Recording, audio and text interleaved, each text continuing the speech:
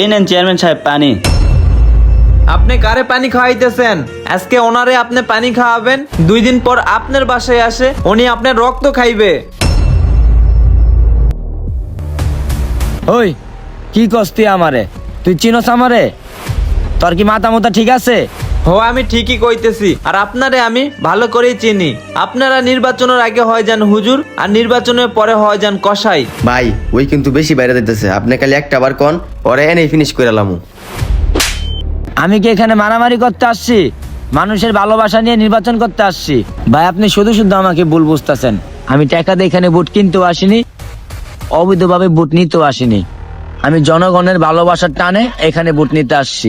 আপনারা মানুষের ভালোবাসা নিয়ে ভোট নেবেন না কি নিবেন সেইটা আমরা ভালো করে জানি। আপনারা নির্বাচনের আগে এক কথা কন, নির্বাচনের পরে এক কথা কন। আপনাদের কথার কোনো দাম নেই। আর কাকা আপনারে কই, ভোট দিতে হলে যোগ্য লোকরে দিতে হবে, আর 500-1000 টাকার বিনিময়ে আপনার নিজের ভোট বিক্রি করেন না।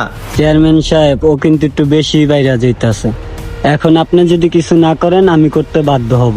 খারা আমি দেখতেছি। আর ওনাদের পিছে থাকে আমাদের কোনো লাভ নাই।